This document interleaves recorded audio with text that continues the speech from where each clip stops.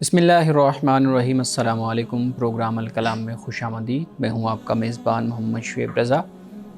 ناظرین کرام، یہ پروگرام جو سٹی نیوز نیٹ ورک اور ادارہ فکر جدید کے اشتراک سے شروع کیا گیا ہے، اس کے پہلے حصہ میں ہم قرآن کریم کی کچھ آیات کو سمجھنے کی کوشش کرتے ہیں اور اس کے ساتھ ساتھ کچھ بہت اہم سوالات کو پروگرام کا حصہ بناتے ہیں۔ حسب سابق ہمارے ساتھ شریک گفتگو ہیں جناب محمد امانت رسول صاحب۔ امانت صاحب، بہت شکریہ آپ کے وقت کا۔ میری معاونت کے لیے موجود ہیں جناب احمد بلال۔ تھینک یو سو مچ بلال۔ ناظرین کرام، آپ کی اسکرین پہ ہمارا واٹس ایپ نمبر آ رہا ہوگا، آپ اپنے سوالات ہمیں بھیج سکتے ہیں، ہم انشاءاللہ آپ کے سوالات کو ضرور ایڈریس کریں گے۔ مولانا صاحب، ہم سورۃ یاسین کی جو تلاوت ہے وہ فرما رہے تھے، آپ نے 9 آیات غالباً ان کا مفہوم بیان کیا تھا، تو اپنی گفتگو کا آغاز کیجیے گا۔ بسم اللہ الرحمن الرحیم۔ ہم ذکر کر رہے تھے متکبرین کا، جی تکبر کرنے والوں کا۔ اس کے حوالے سے جو آیت نمبر 9 ہے وہ بھی اسی تسلسل میں ہے۔ جی، فرمایا کہ وَجَعَلْنَا مِن بَيْنِ أَيْدِيهِمْ سَدًّا وَمِنْ خَلْفِهِمْ سَدًّا فَأَغْشَيْنَاهُمْ فَهُمْ لَا يُبْصِرُونَ۔ فرمایا کہ ہم نے ان کے آگے ایک روک آڑ ہم نے کھڑی کر دی ہے، وَمِنْ خَلْفِهِمْ اور پیچھے بھی، فَأَغْشَيْنَاهُمْ اور ہم نے ان کو ڈھانک دیا ہے، فَهُمْ لَا يُبْصِرُونَ تو انہیں دکھائی نہیں دیتا، یہ دیکھتے نہیں ہیں۔ ابھی اسی تسلسل سے ہی بات ہو رہی ہے کہ جیسے پہلے ہم نے بات کی کہ جیسے گردن میں سریا آ جاتا ہے اور گردنوں میں توک آ جاتا ہے، وہ پہلے ہم نے اس پر بات کی تھی۔ اب اسی مزید ان کا جو تکبر ہے یا ان کی جو سرکشی ہے اس کو اللہ پاک بیان کر رہا ہے کہ ان کا جو کردار، ان کا جو اخلاق اور ان کا جو طریقہ زندگی ہے، اس سے یہ نتیجہ ایک سامنے آتا ہے کہ ان کے آگے بھی ایک رکاوٹ ہوتی ہے، ایک پیچھے بھی ہو جاتی ہے، اور پھر ان لوگوں کی حالت یہ ہو جاتی ہے کہ وہ چھپ جاتے ہیں، یعنی پھر حقیقت ان پر واضح نہیں ہوتی۔ اب یہ بیان کرنے کے بعد فرمایا کہ وَسَوَاءٌ عَلَيْهِمْ أَأَنذَرْتَهُمْ أَمْ لَمْ تُنذِرْهُمْ، برابر ہے کہ ان پر کہ آپ ان کو ڈرائیں یا آپ ان کو نہ ڈرائیں، یہ ایمان نہیں لائیں گے۔ اب یہی بات سورۃ البقرہ کے آغاز میں بھی فرمائی گئی، ان الذین کفروا سواء علیہم انذرتم ام لم تنذرہم لا یؤمنون۔ گویا کہ تفسیر القرآن بالقرآن ہو رہی ہے، سے بات سمجھ آ جاتی ہے کہ بے شک جن لوگوں نے کفر کیا، یعنی کفر سے مراد کیا ہے کہ جو کفر پر مصر ہو گئے، اڑ گئے، ڈٹ گئے، تو یہ وہ لوگ ہیں۔ تو پھر ان کے بارے میں اللہ نے فرمایا کہ آپ ان کو ڈرائیں یا نہ ڈرائیں تو یہ لوگ ایمان لانے والے گے۔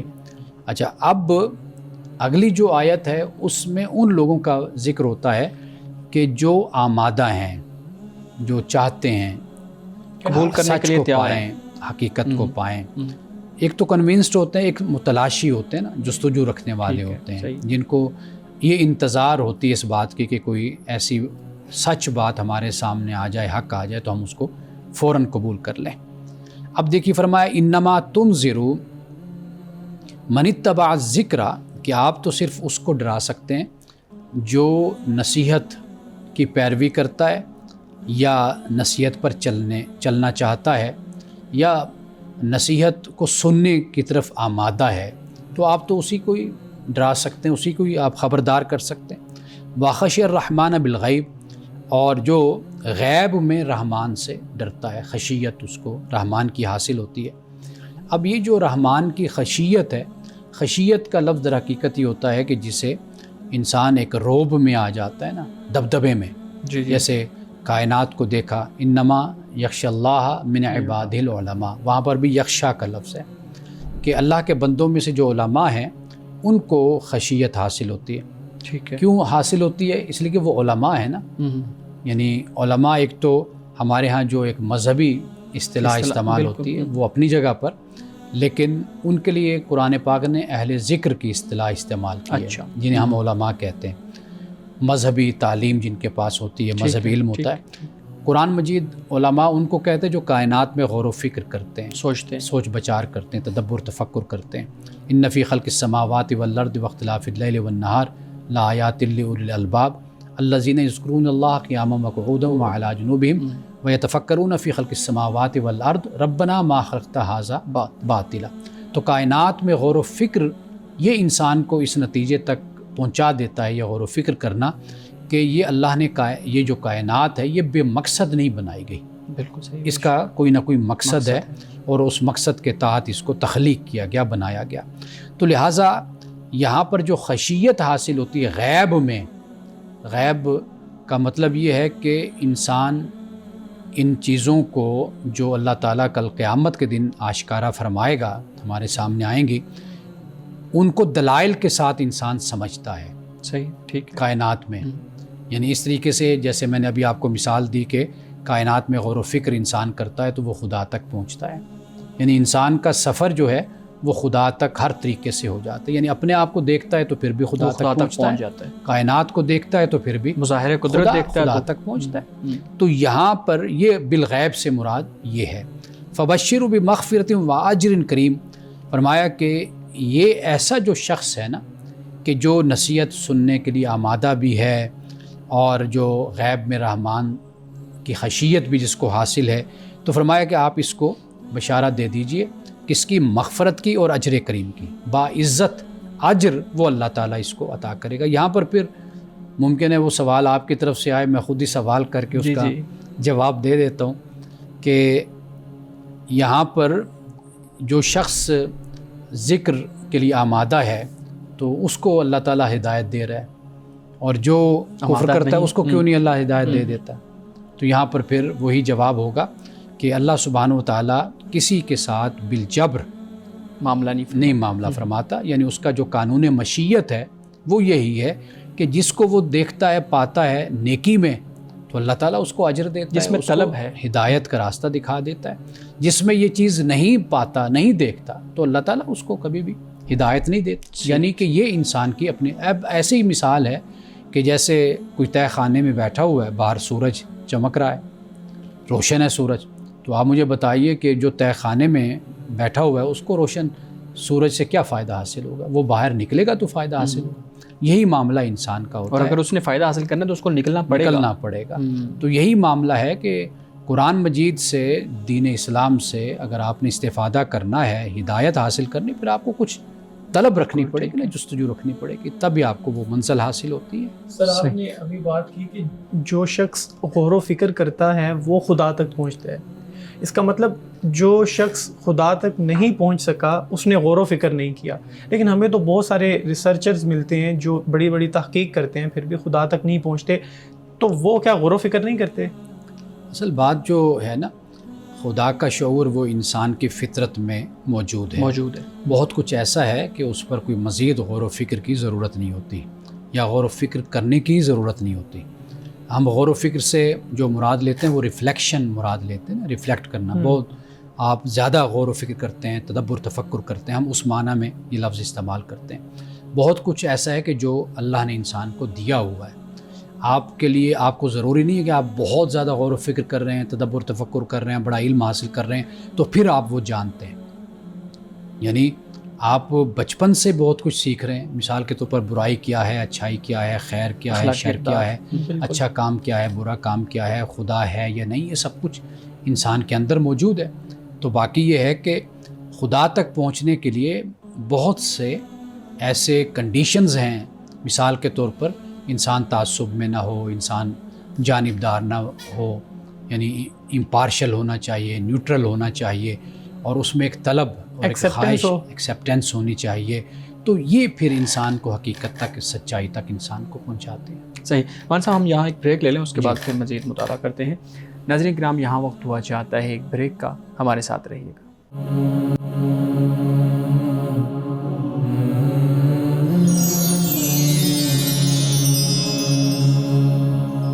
پروگرام میں ایک دفعہ پھر خوش آمدید۔ جی امان صاحب جی، اس سے آگے آیت نمبر 12 ہے جہاں پہ یہ ایک رکوع ہو جاتا ہے۔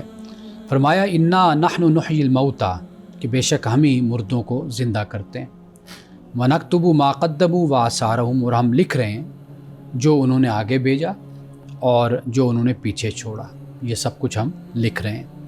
وَكُلَّ شَيْءٍ أَحْصَيْنَاهُ فِي إِمَامٍ مُبِينٍ، ہر شے فرمایا کہ ہم نے اس کو محفوظ کر دیا ہے ایک کھلی کتاب میں۔ امام کا مطلب کتاب بھی ہوتا ہے۔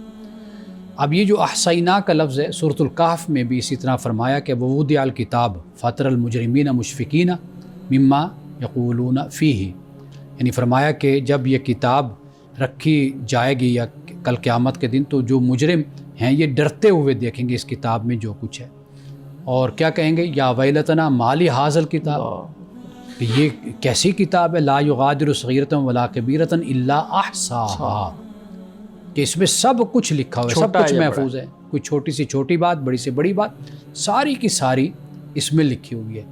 اب یہاں پر وہ جو احصا کا لفظ وہاں پر استعمال ہوا سورۃ الکہف میں، یہاں پر احصیناہ، کہ فرمایا کہ ہم نے اس کو محفوظ کر دیا ہے کتاب مبین میں۔ تو یہاں پر امام سے مراد یعنی کتاب، امام تو ویسے یعنی رہنما کو کہتے ہیں، ایک راہبر کو کہتے ہیں، اور چونکہ یہ کتاب بھی ایک لحاظ سے انسان کے لیے یا نامہ اعمال ہے، وہ بتاتی ہے کہ تم نے کیا کیا اور تمہارا انجام اور تمہاری جزا و سزا کا معاملہ کیا ہوگا۔ صحیح، مثلا میرے خیال میں ہم یہاں تک رکھتے ہیں جی، اور اس کے بعد کچھ ہمارے پاس متفرق سوالات بھی ہیں آج، یہاں سے آگے پھر انشاءاللہ ہم آیت نمبر 13 سے اپنی گفتگو کا آغاز کریں گے۔ امان صاحب کچھ متفرق سوالات ہیں، سب سے پہلے میں آپ کے سامنے رکھوں گا، یہ بتائیے گا کہ دین اور خدا کے بارے میں جو تنقیدی سوالات ذہن میں آتے ہیں، کیا یہ سوالات انسان سوچ سکتا ہے، کر سکتا ہے، لکھ سکتا ہے، اس کو اجازت ہے، یا پھر یہ گستاخی کے زمرے میں آئیں گے؟ انسان کے ذہن میں جو سوالات پیدا ہوتے ہیں اس کا دو طریقے ہوتے ہیں ان کو حل کرنے کے۔ میرے پاس بہت سے ایسے نوجوان بھی آتے ہیں لیکن ان کے سوالات کی اتنی کثرت ہوتی ہے، اتنے زیادہ سوالات ہوتے ہیں کہ آخر میں ان کو ہمیشہ یہ مشورہ دیا کرتا ہوں کہ آپ خود ان کی کھوج لگائیں، ٹھیک، خود آپ جستجو کریں، خود پڑھیں، مطالعہ کریں، کم از کم 4 سال میں ان کو کہتا ہوں کہ آپ خود تسلی کے ساتھ پڑھیں پھر آپ میرے پاس آئیں۔ اچھا، کیونکہ یاد رکھیے کہ جیسے انسان اپنا ڈاکٹر ہوتا ہے نا خود، جی، کئی دفعہ ڈاکٹر بھی آپ کو صحیح گائیڈ نہیں کر سکتا جتنا آپ خود اپنی تکلیف کو یا اپنے جسم کو، اپنی باڈی کو سمجھتے ہیں اور اس کے بارے میں کوئی رائے آپ قائم کر سکتے ہیں۔ یعنی کوئی چیز کھانے میں ڈاکٹر ممکن ہے آپ سے کہے کہ آپ یہ کھا سکتے ہیں، کوئی مسئلہ نہیں، لیکن جب آپ کھاتے ہیں تو آپ کو پتہ چلتا ہے کہ یہ میرے لیے تکلیف کا باعث بنتی ہے چیز، تو آپ اس کو چھوڑ دیتے ہیں۔ اسی طرح ممکن ہے کہ جو سوال کرنے والا ہے اس کے سوال کا میں جواب نہ دے پاؤں، جہاں سے وہ بول رہا ہے، جہاں سے وہ پوچھ رہا ہے، جو وہ چاہتا ہے میں وہاں تک نہ پہنچ پاؤں۔ تو لہٰذا اچھا طریقہ یہی ہوتا ہے کہ انسان خود اچھی طرح پڑھے، سمجھے، ہاں پھر اس کے بعد ایک سطح ہو جاتی ہے۔ بہت سے سوالات ہوتے ہیں جس پر انسان پھر بیٹھ کر سوچتا ہے کہ یار یہ تو بہت ہی بچگانہ اور چھوٹے سوالات تھے، یہ تو میں نے مطالعے کے ساتھ، وقت گزرنے کے ساتھ، اپنے علم سے میں نے ان سوالات کو حل کر لیا۔ ہاں کوئی بڑے سوالات ہوتے ہیں تو پھر انسان ماہر کے پاس، ایکسپرٹ کے پاس چلا جاتا ہے۔ تو یہ دو ہی طریقے ہیں۔ سب سے پہلے تو خود انسان جو بھی سوال پیدا ہوتا ہے اس کا جواب تلاش کرے، یعنی وہ گستاخانہ نہیں ہے، وہ اس کا جواب تلاش ہونا چاہیے، بالکل اس کو تلاش کرنا چاہیے، اس کا مطالعہ کرنا چاہیے۔ پھر اس کے بعد اگر پھر بھی تسلی تشفی نہیں ہے یا حل نہیں ملتا تو پھر کسی ایکسپرٹ سے، کسی عالم سے رابطہ کر لیں۔ صحیح۔ ناظرین کرام، یہاں وقت ہوا چاہتا ہے ایک بریک کا، ہمارے ساتھ رہیے۔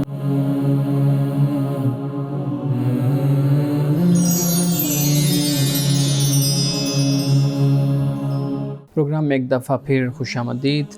وان صاحب ایک سوال آپ کے سامنے رکھوں گا، پھر بلال صاحب کے سوالات کی طرف ہم جاتے ہیں۔ پوچھیں جی کہ لونڈی رکھنا قرآن و حدیث میں ناجائز نہیں ہے، اس کا ذکر ہمیں ملتا ہے غلاموں کا، لونڈیوں کا، تو پھر کیا ایسا ممکن ہے کہ میں آج کے دور میں لونڈی رکھ سکتا ہوں؟ بات یہ ہے کہ لونڈی بنتی کیوں تھی، کیا وجہ تھی کہ غلام اور لونڈی کا تصور کہاں سے پیدا ہوتا تھا؟ ٹھیک، وہ جنگوں سے پیدا ہوا۔ اسلام سے پہلے ہی غلام کا اور لونڈی کا تصور موجود تھا۔ صحیح۔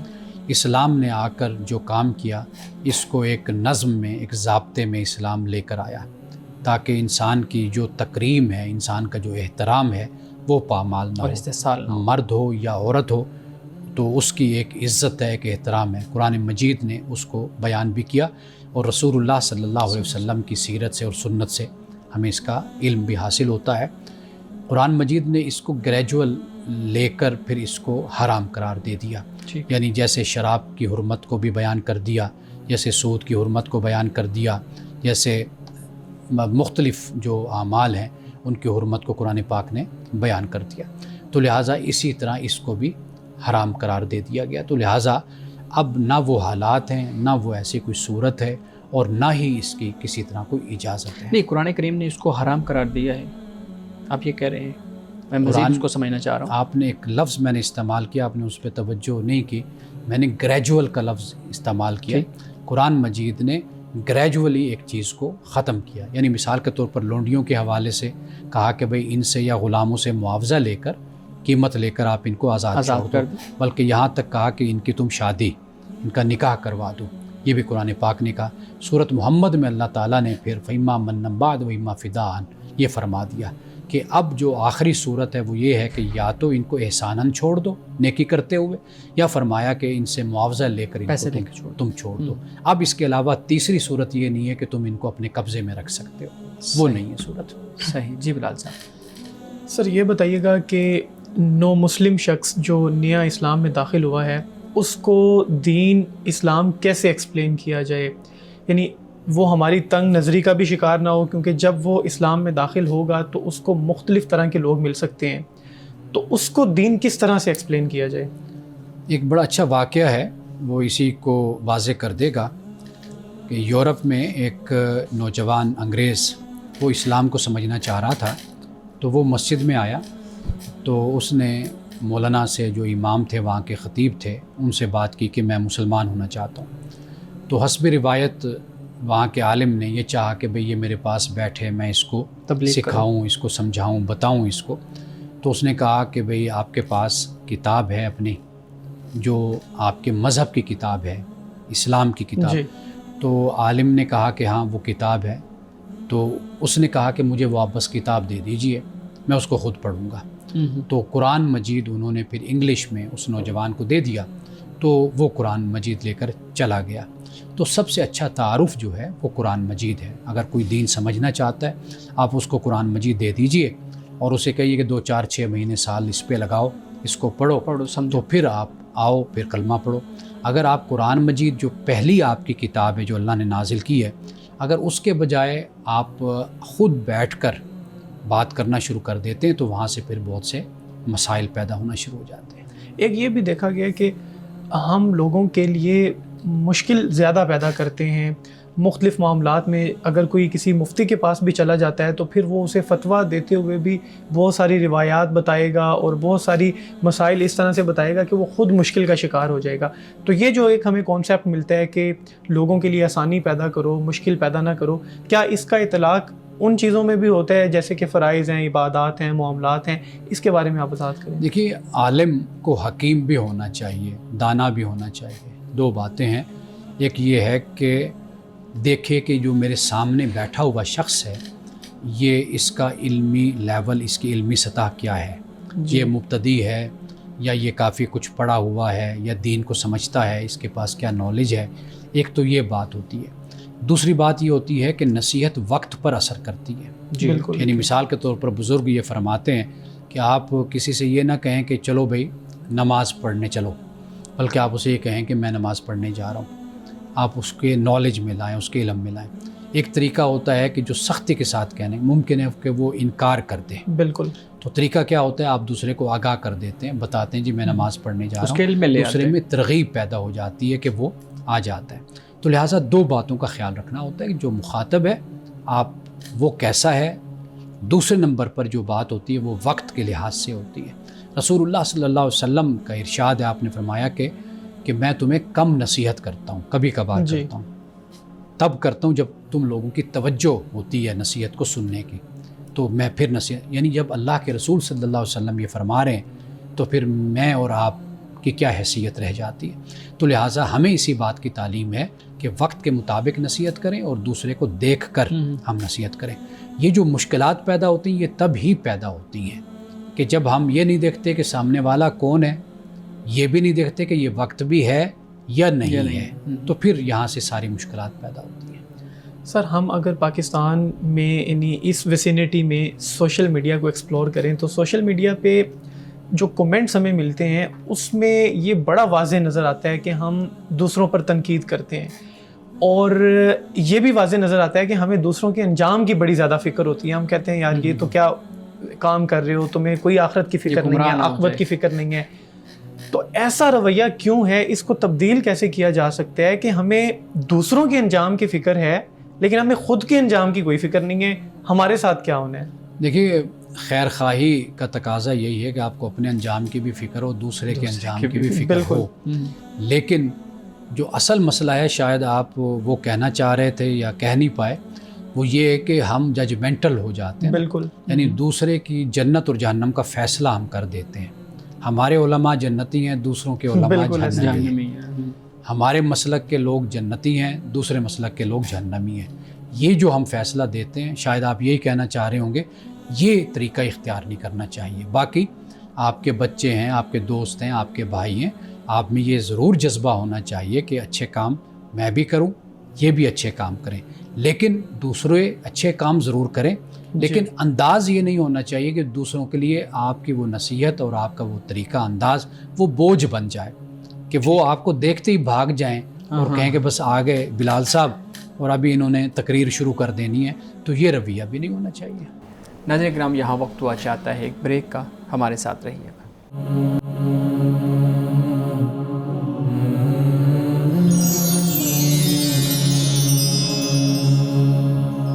پروگرام میں ایک دفعہ پھر خوش آمدید.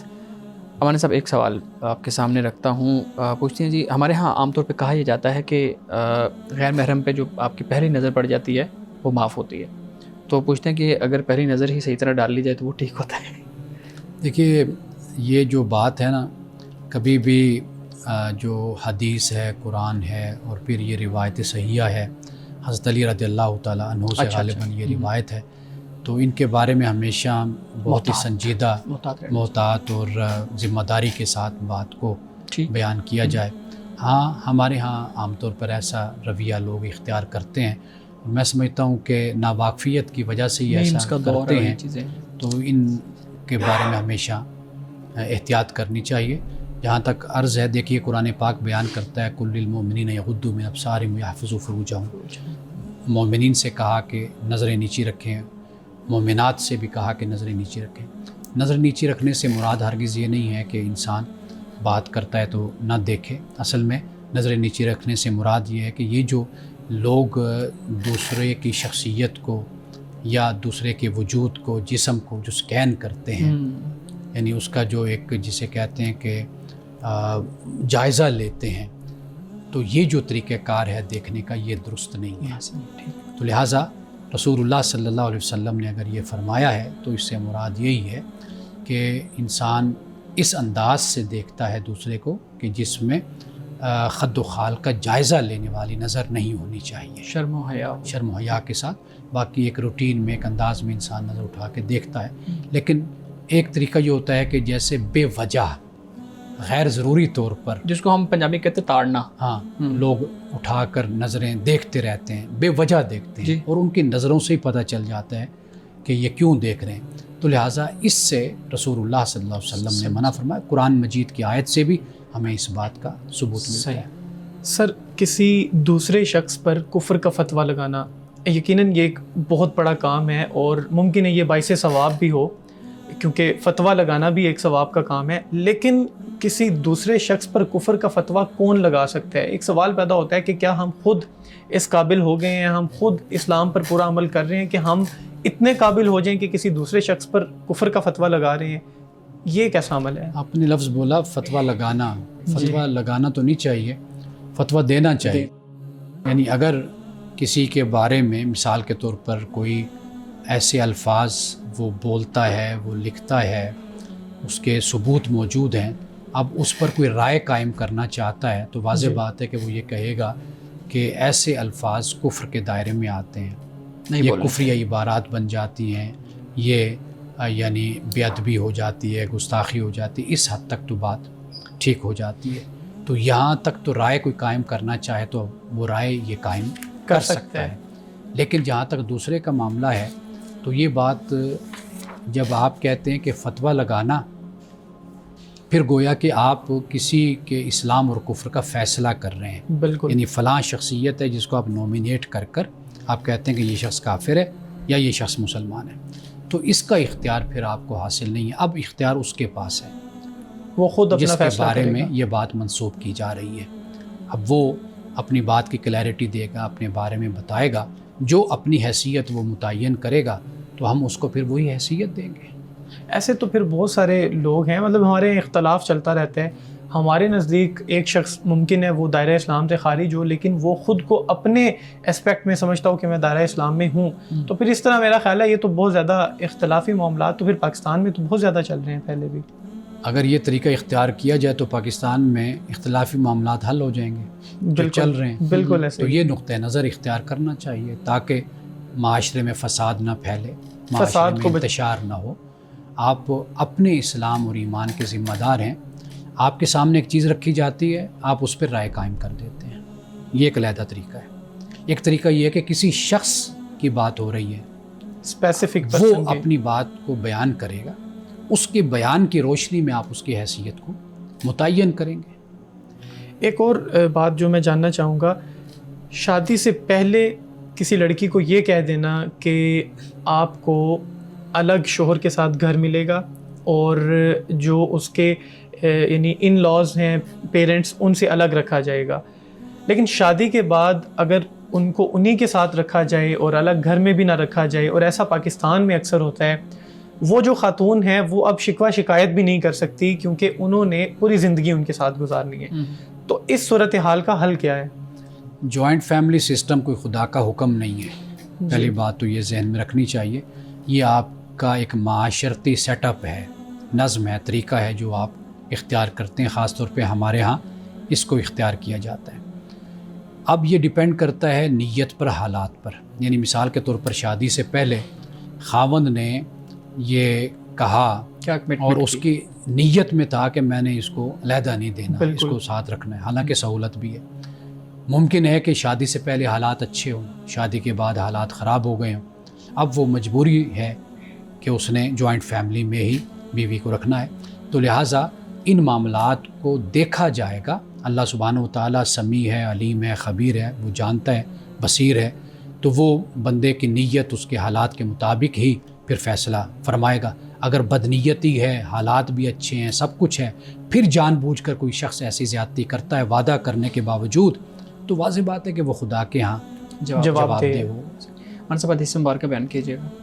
رسول اللہ صلی اللہ علیہ وسلم نے فرمایا کہ میزان میں رکھی جانے والی چیزوں میں سے اخلاق حسنہ سے بڑھ کر کوئی چیز وزنی نہیں ہے، اور اخلاق حسنہ کا حامل اس کی بدولت روزہ دار اور نمازی کے درجے تک پہنچ جائے گا۔ یعنی ایک وہ شخص ہے کہ جو نمازی ہے، روزہ دار ہے، اس کی پابندی کرتا ہے، ایک شخص وہ ہے اخلاق میں بہت اچھا ہے لیکن نماز اور روزے میں کچھ سستی کر جاتا ہے، یعنی یہ نماز اور روزہ کئی دفعہ جو نفلی ہوتا ہے اس کی بات ہو رہی ہے، یا فرض ہے تو اس میں کوئی سستی کبھی نماز میں، روزے میں ہو جاتی ہے، انسان سے انسان ہے آخر، لیکن وہ ادا کرتا ہے، تو وہ شخص کے جو بہت اہتمام کرنے والا ہے اس کے درجے کو یہ اخلاق کی وجہ سے پہنچ سکتا ہے اگر یہ اپنے اخلاق میں اچھا ہے تو۔ ناظرین کرام، اس دعا کے ساتھ اپنے پروگرام کا اختتام کریں گے۔ اللہ رب العزت حسن کلام اور تاثیر کلام عطا فرمائے، ہماری زبان کے گروں کو کھول دے اور سننے والوں تک خیر کا پیغام پہنچے۔ اجازت دیجیے، خدا حافظ۔